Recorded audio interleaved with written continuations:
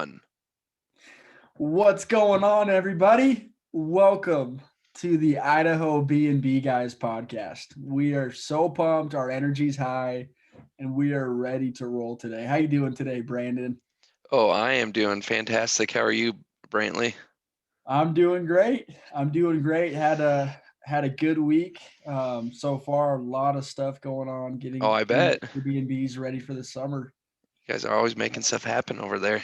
Making stuff happen. Spending a lot of money, and Nice. things are a little uncomfortable, but this summer is going to be huge, so I'm excited Yeah. for it. So what kind of, I guess before we jump into things, I'm curious what you guys are investing in before the summer starts. Um, a lot of furniture just to get the Airbnbs ready to go. So like furniture, beds. We're renovating one of the apartments to turn it into an Airbnb. So we got new floor. We're getting new carpets. So that's all going on right now. Yeah, we're doing all. I'm Let's not doing the go. That's construction awesome. part of it. I'm doing more of like I put blinds in. That's about the extent of my expertise.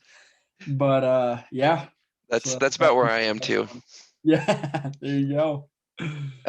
Okay, cool. Well, so last week, you kind of interviewed me and asked me about my story and what I'm doing with short-term rentals. So I figured this week we could turn the tables a little bit and we could hear a little bit about how you got into real estate and into your area of short-term rentals, because it is not only a different part of the state that you're doing your business in, but it's also a different kind of different area of the short-term rental world that you're working in. So Right. yeah, So yeah. how did it all start? So and just for everyone who didn't hear the first podcast, so we do Airbnbs. Brandon does he runs Pelfrey Management, which is an Airbnb management company in the Boise area. I'm more in Southeast Idaho, and I do I've got some cabins in Island Park that we do, and just all things Airbnb. That's kind of the plan. So for me, how I got into real estate, it really started when I was 21. I got back from doing church service for a couple of years, and I was someone recommended to me to read Rich Dad Poor Dad. So I got home. So that's the person we have to blame, huh? That's the person we have to blame. You got Nice. it. So I read Rich Dad Poor Dad, and man, that book changed my life. It was all about buying assets that make you money and creating passive income. And that, like, I'm a very obsessive person. If I get, and Brandon can definitely Oh attest yeah. to this. If If I get, there's an idea out there that sparks Brantley's interest, it will just I'm here's his all in. brain and here's the idea, and it's like it won't let go. I, Yep. I don't know if it's your brain that won't let go or the idea won't let go, but either way, you go all in, and I think it's a good thing. I would not say that as a character flaw or anything like that. I think it gets you into some good stuff and drives you. So It depends on the it situation. But it's so- yeah, it's it's a something blessing I and wish curse. I had more of for sure. Yeah, you've got it. I think you've got it. A little bit. But yeah, so that totally just gripped my brain, and I was like, "Hey, what do I need to do to get um, cash flowing assets?" And my initial thought, way back back when I first started, was to buy vending machines. I was like, "Oh, I'll hire someone. He can run around, collect all my quarters, and refill the vending machine." But I was like, "Nah." I was like, and so I just went to school. You I never did. got a vending machine? I never tried. I literally for We like, could have been the vending machine guys, Brantley. That dude, could have we been should have us. done that. Hey, that's gonna be our second act. Okay. Okay, sit tight for the end of the podcast. We're doing the vending machine guys. But anyway, I literally checked like Facebook, Craigslist, like for 6 months straight every day looking for vending machines. But I was like, for whatever reason, I just bailed on it. Fast forward, I did my I did so I studied accounting in college. That's actually how I met Brandon. We both were tax interns in Denver, And one of the common threads, and you can totally back me up on this, that we noticed while we were doing all these really rich people's tax returns was every single one of them pretty much had rental properties, and they were all getting a ton of cash flow from it, and they had a lot of good tax deductions from it, and so that just totally solidified it, um, for me, that I was like, okay, this is what I want to do. Plus, I don't want to work the rest of my life. I want to retire young.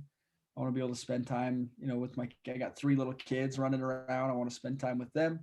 I want to coach basketball. I want to do the things. I don't want to just sit on my couch, but I just want to do things that really bring me fulfillment, and not be a slave to like a Do what job. you want to do and not what your manager at whatever tax firm you're working at Yeah, wants you to do. exactly.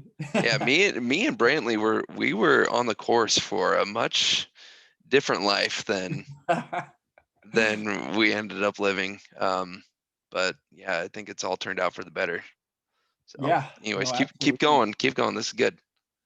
Yeah, so from that point, I just started saving up money. So luckily, I was introduced to the world of summer sales, and I would literally go door to door and sold pest control, to people. Just sold 1 year contracts of pest control And service. I apologize to Brantley and all of his family for that, as well as the all the poor people in those neighborhoods that I exposed him to. Oh my god, they loved it. They Oh loved yeah, oh me. yeah. Kidding. No, I'm But totally kidding. so because of that, I was able to work hard for 4 months, make good amount of money, but spend the other 8 months looking for rental properties and kind of going that route. And so I've always been obsessed with cabins, and you can ask Brandon about this. Um, Probably for the last 4 years, I've always just wanted a cabin up in Island Park. I grew up going to Island Park. And just had a lot of good memories. So I was like, yeah, I want my kids to have those same memories. And so I was always looking, but it was funny. 3, 4 years ago, I thought the market was totally at its peak, and these properties that were 3,000 square foot, really nice, beautiful, tongue and groove everywhere, were selling for 399,000, and I was like, man, that is so expensive. I'm gonna wait a couple years for the market to drop, and then I'm going in. But as we all know, the market's just been going like that. So property back then that was worth 399 is now worth 800,000. So it's absolutely insane. So about a year ago, actually during COVID, was when I got my first cabin. So I think people were kind of panicking in the first few weeks. I lowballed a guy. He had it listed for 398.5, and I offered 383.5, and they accepted it. We were shocked. We thought they were going to counter, but we went for it. We got it ready for Airbnb. It was literally all ready for Airbnb, brand new build. It's up by the golf course in Island Park, and we listed it, and that thing absolutely crushed it. Cash flowed like crazy. I think our first year, um, I think it got about a 35% cash on cash return. That, and that was on a short year. That's not even taken into account the appreciation that it's seen. And the appreciation since we bought it a year ago, we actually almost had it sold for 675,000. So was that about 300,000 more than what we paid for it in less That's than a not year? bad. Not bad. Yeah, and we backed out because, well, they kind of backed. They had a partner that backed out, but we were like kind of encouraging them, like, hey, don't worry about it, because in that time when we had it under contract, we were getting bookings for like hundreds of dollars more than what we had gotten the previous year. So this year we're on pace. 2021, we're on pace to get a 97% cash on cash return. Let's go. Yeah, no, that's a cool one. Yeah. So, anyways, Okay. So that was like, I mean, that wasn't your first foray into real estate, but that was your first cabin, first right, short-term rental. correct. So Yep. what did you guys stop there? Have you just been riding that train, or No, what's happened since then? we kept going. So when I say we, I mean me and my dad. I'm kind of the guy that's like, Dad, we need to do this. Dad, we need to do this. And he's kind of the one that's like, well, what about this? What Yeah, your about dad's the that? voice of reason Yeah, sometimes. he's the voice of reason, and I'm just like, let's get it, let's get it, let's go, let's make an offer. And he's like, all right, relax, okay, it's gonna work out, but let's not do that. So anyway, so he and I have been doing this. So we got that first one, and then crazy story on the next one. I don't know how much detail you want me to go into. Give it all to us. Hey, We I'll want give to it a hear full it. send. Yeah, the B&B guys faithful. I'm sure they want to hear everything. Oh yeah, all 10 of y'all. If we get to 10, thank you. By the way, you better subscribe for some great content. So, As they say, smash that subscribe button. yeah, and the like button. Actually, honestly, if we got dislikes, I'd be fine with that too. Yeah, 'Cause that means someone was love us or someone hate us, at was. least you know us. That's right. So the next story was insane. So this is a cabin. My mom actually called me. She was like, "Hey, Brantley, there is a cabin that just popped up on Craigslist. It's an A-frame cabin up in Island Park. It's in a pretty good location in the trees. I probably need some work, but he's asking 230 for it." And I was like, 230? That it must be a dump if he's asking 230 because that's cheap for Island Park. And I was like, well, let me email him. And I didn't really think anything of it. I emailed him. He was like, "Oh yeah, here's some." He started sending me pictures through email, and I was like, this place is nice. It's like for 230 grand, this is a steal. And so I was like, hey, I'm coming up first thing in the morning. My dad was like, he's like, oh, let's go like Wednesday or Thursday. I was like, no, no, no, no, we're going tomorrow. And There we go. he's like, all right, that's fine. And so on our way up, I email him, hey, we're on our way. Like we want to check it out, and there's a good shot. We're gonna buy it. And he's like, oh, don't worry about it. Literally, as we're like 10 minutes out from the cabin, he sends us an email and says, hey, I actually sold it to somebody else, so don't worry about it. And I was like, dude, Oh, doing? You're crazy. I would have paid more than whatever he did. Anyways, fast forward. So I was bummed. We drove home. It was lame. Totally wasted an hour drive to Island Park. and you gave up on real estate at that point, And right? I Because gave up. that would do it for me. I would throw in the towel. As Brandon Turner on Bigger Pockets always says, then I just went home and watched Dancing with the Stars. Big Dancing with the Stars guy over here. Yeah.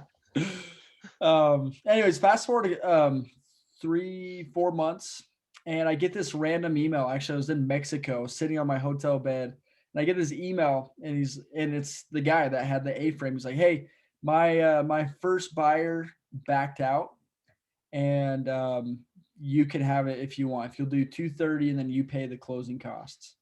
And I was like, done. I flew home, and literally the next day drove down there with my mom and my dad. We checked it out. Place was pretty good shape. Definitely needed some work. He had like 7 cats. There was cat hair everywhere. Nice. Cat City. Yeah, it was cat city. He had boards hanging from the rafters that the cats would go and sleep on top of. Yeah, it was pretty interesting. There's actually a lot of like garbage out in the yard and stuff that we need to fix up, or we need to like I hope you haul kept away. the cats. Yeah. No, we did not keep the cats. Did you find all of them? No, he took them with him. Yeah. Well, Yeah. So anyway, so we got it for 230. We did something pretty cool. And as we were there, about to like sign the paperwork with him, he's like, oh, by the way, the lot next door comes with it. And then I was physically, outwardly, I was like, oh, okay. I was like, nice. In my mind, I was like, what? I was like, let's go. That's awesome. I thought a the lot lot was for alone 35, in 40 Island grand. Park these days. Like some of them, you're gonna pay as much just for the lot as you did for that entire, like the whole kit and caboodle, right? Mm-hmm. So and that's not an exaggeration, right? Like No. there are many lots that are valued way above 230. So if you're in a place in Island Park that allows nightly rentals, and if it's above a couple of acres, you're going to spend 6 figures easy. Like no doubt about it. Even if it's a Just for the small lot, land. just for the land. Yep. So we ended up selling the lot. I thought we'd get about 35 to 40 grand. We sold it and got 80 grand all cash above our list price. And we literally just took that, immediately bought another cabin. So that's cabin number 3, a bigger one that was on the market about 8 months ago, 6 to 8 months ago. It was a for sale by owner. They didn't sell it. I kept the lady's number. I reached out to her, and she was like, "Yeah, I'll still sell it to you." And I knew that in the market today, it's a good deal, and There so we that's how we go. got cabin number 3, and that one's renting out for $800 a night. That's hustle right there. That's I all like heart. it. But let's break down how that all worked out for a second. Sure. So first of all, the first cabin that you guys got, I don't know if people would really realize what you guys did there. Like I remember you calling me. This was May or April. Was it April It of was 2020? yeah. Uh-huh. So peak pandemic hysteria and Yes. unknowingness. Everybody was scared out of their minds. Nobody knew what was going to happen. Um, like if y'all remember, everything crashed. What was that? March 12th. Um, and so this was literally just a few weeks after that. I remember you calling me and telling me that you were going to buy this. And I think, and I hope I encouraged you to get it. I think I was positive about it, but also in the back of my mind, I was like, man, what if nobody travels this year? Like, what if nobody goes to Island Park? What if, what if the vacation market either doesn't bounce back this year or next year or ever? Like I was in my mind, I was like, man, this is crazy. But it goes back to the old Warren Buffett saying where he says, when other people, what is it? When everyone else is fearful, get greedy. When everyone else is greedy, be fearful. Yeah. And so I think that that was like prime perfect example of that in action. Like it's also like you guys weren't in a spot where you like for your own personal income, the way that you generated most of your income, that was also in question as well. Like so much uncertainty about it. Like nobody, you guys had no idea whether or not you'd be able to go out and go door to door selling stuff Right. over the summer. Like Oh, literally nobody knew what was going to happen. So like it was just that was a gutsy move and a like ended up being a really good move to pull the trigger on that, regardless of what the outside noise might have been saying. I think that's a lesson to everybody, that I mean, obviously you gotta make good decisions still. You gotta think things through. You gotta remember the fundamentals of real estate investing, like you buy for cash flow, all that stuff. right. So that way you're not getting yourself into a bad deal, but also know your market. And if it's a good deal, just go for it, make it happen. Right. So anyways, I thought that was really cool. And then later on, you like we could completely dig into your strategy and process for getting that second cabin, but basically, in case people missed it, you used cash and like basically traditional financing to get that second one, right? Or did you Right. pull equity out of the first one to get the second one? No, I haven't pulled any equity out. I think that is part of the game plan from here on out. And actually, I do want to see what your thoughts on do a burr, right? Do a Yeah, cash out refinance and pull out some cash and maybe get a fourth property here in yeah. a little bit. So you got that first one, then you found that other one off the market. Um, Right. Great find by your mom coming in Oh clutch. yeah. Darity Um, came in clutch. and yeah, you guys took action and stayed on top of it. So you got that second one and figured, okay, this is going to be a good deal if we can fix it up and put it on the market. And then last second, seller says, okay, we have this other lot right next to the cabin. You guys take that, you sell that lot, and use the cash from that to buy the third cabin. right? That's how it all kind of Exactly. played out. Yep. Exactly. So we did a 1031 exchange. So for people who are unfamiliar with 1031 exchange, basically it's where the government says, all right, any gain that you make on a real estate deal, we're not going to tax you on it. You can put that entire gain into another property. That way you don't have to pay taxes on that. Otherwise, I would have had to pay the taxes on the full 80 grand. Um, Whereas I was able to use that for basically the whole down payment Yeah, for the third cabin. So awesome. and so So far we have I can pull up my Airbnb account real quick. I think we have 89,000 in bookings so far for this year.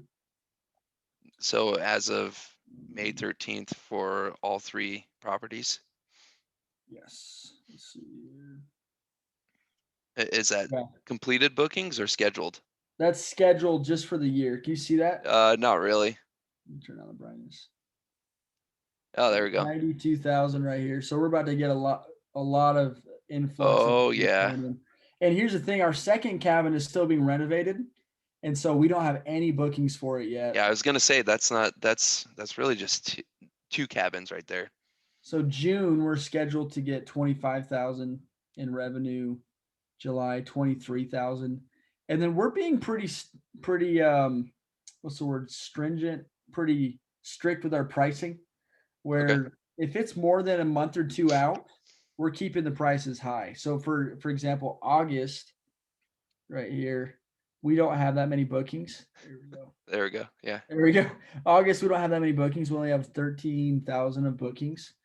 That's because we're keeping the prices intentionally high because the average lead time is about 30 days is what people will book their trip.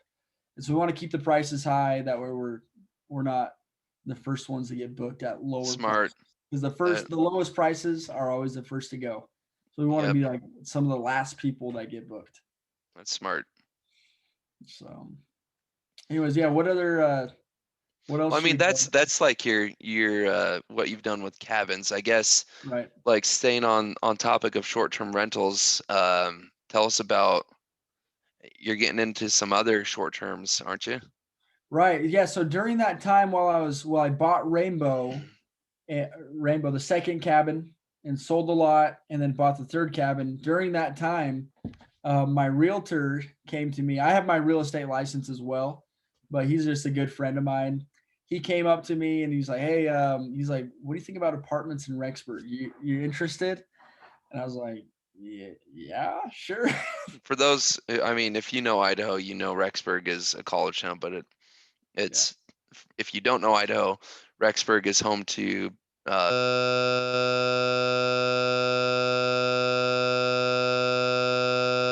I can't hear anything. Hello?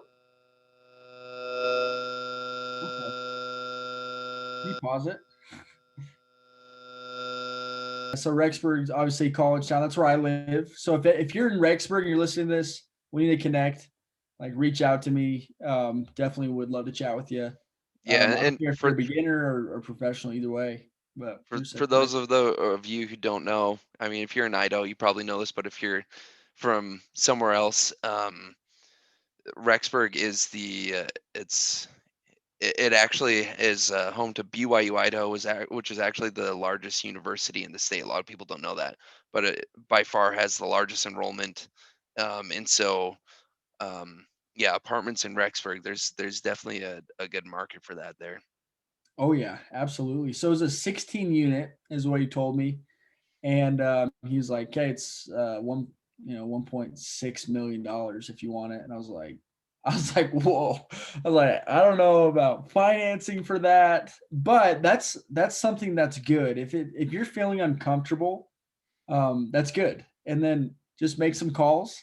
Like literally any question you have or anytime you're feeling uncomfortable, you could easily with like 2 to 3 phone calls, you could get whatever answer you want. I've kind of noticed that. Anytime I feel uncomfortable or don't know what to do, I just start calling people and I find out like really fast. Have you noticed that, Brandon? Yeah, Yeah. I've noticed that sometimes you'll give me a call and probably we both end up more confused after you talk to me. But No. So anyway, so he was like, "Okay," and they're willing to do only 10% down owner financing. So to be, and so we offered 1.55 million. They took it, and 10% down, so like 200K down is what it ended up being. So like 13% down, and we bought the 16 units. Needs a lot of work, but we're renting it out. Uh, we were able to negotiate that the first 5 years are interest only. So that way it'd keep our payments low while we're able to fix them up, take a little bit of the cash flow, reinvest it into the property, get the rents up. And we're actually in the process of one of the units was vacant. So we're fixing it up, like we had said kind of at the beginning of the podcast. We're fixing it up and we are getting it ready. We're going to try Airbnb. We're going to Yeah, see let's what go. the in town rental scene is like. So we're pretty excited for that. I've done some research and there's some, from what I've heard, you can get 2 to 3 times what you would make on a monthly rental by doing Airbnb. And so we're going to give that a shot. I know it'll take more work, more planning, more coordinating, but it's worth a Yeah, shot. yeah, for sure. I always tell people, um, because that is a pretty staggering number. 2 to 3 times more as a short term. But I always tell people, if it's the right property and you're willing to put the legwork and extra investment up front in it, it is worth a shot, I think. And it's always worth it to have that as a just an extra tool in your back pocket. To know the short term game and understand um, which situations you could use it in, because um, yeah, if it is a situation where you can use it, it can change an investment from a bad investment or barely break even investment to a home run. So Yes, I definitely totally agree with that. definitely good to know about. Every investor should be familiar and not scared of, because I'm more scared of a long-term tenant than I am of a short-term tenant. Yes, I agree with that. So, anyways, that's kind of where we're at. I'll definitely keep y'all posted on how it goes with the short term renters in for the apartment. So I'm excited about that. Yeah. And maybe I'll get a video and we could add in like a little walkthrough of some of the units. Oh, nice. Some special footage for the podcast. Oh yeah, There we go. yeah, Well, for all three of you that um, are listening to this, if we make it to that much, I don't know. We could probably get our moms to do it, and maybe one of our wives. yeah. Not my wife though. She's super busy.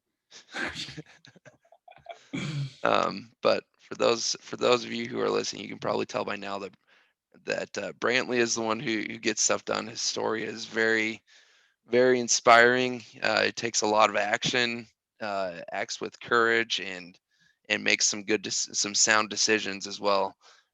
So that's probably what the a lot of the themes of this podcast will be just hearing about Brantley's success stories and how I'm trying to be like him. But Oh my god. yeah, that's a definitely a cool story, and definitely something that um, other people can benefit from, I think.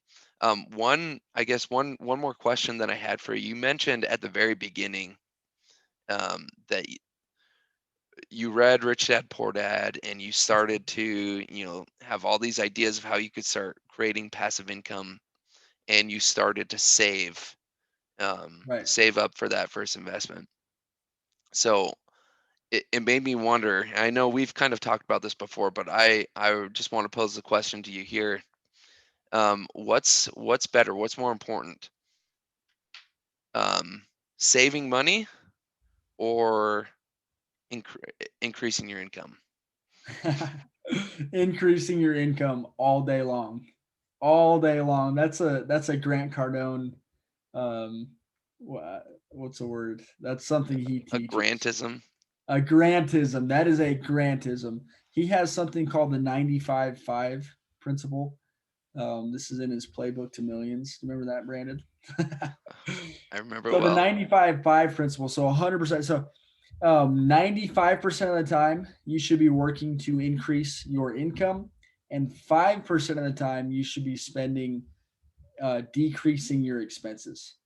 And here is my thought process, and I'd love to throw it back at you to hear your thoughts.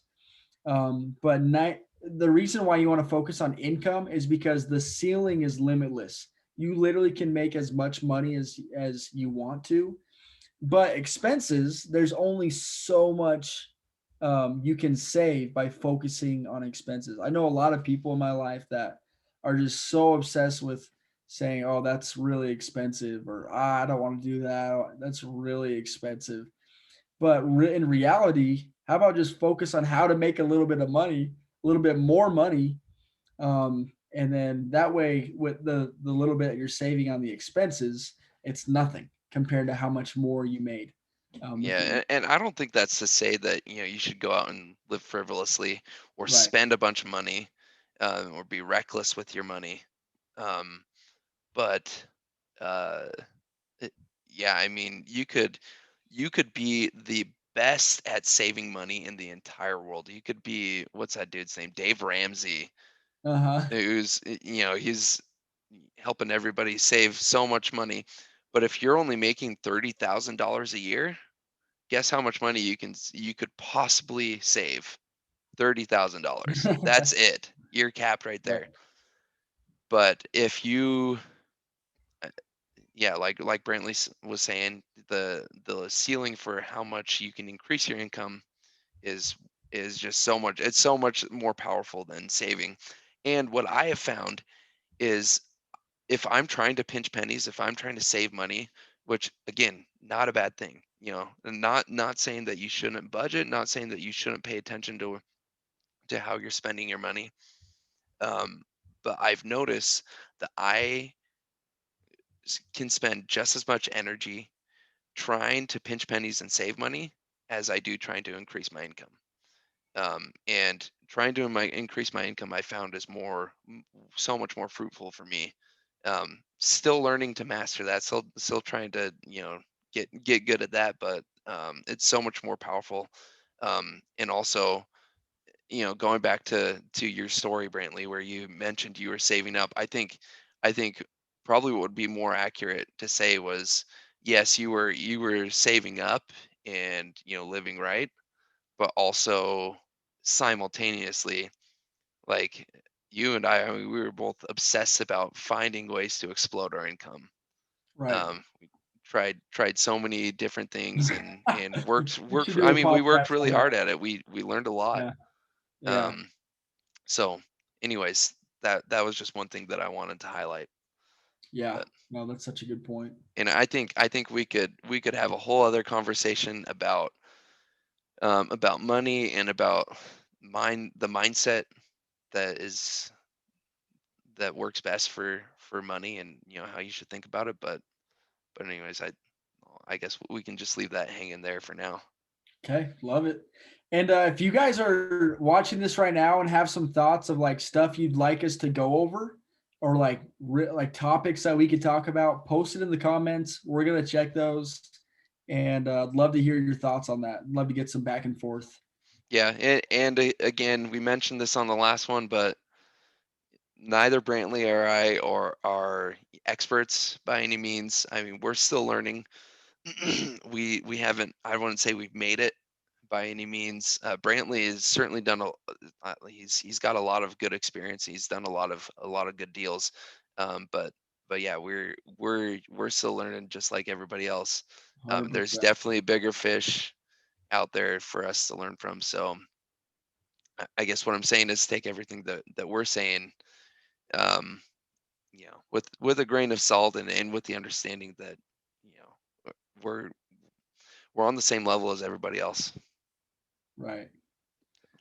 Love it. Cool. Well, you want to take us out, Brantley? Let's take it out. Thank you so much for watching. And next week we will be back and we'll have some high powered content as Oh yeah. usual. So be ready for it. You better hit that subscribe button, because you don't want to miss it. You don't want to be the loser who's the last one to see the Idaho B&B guys episode 3 podcast. There you go. This is episode 2. What are you talking about? Yeah, I'm saying subscribe so they can know Oh, about episode 3.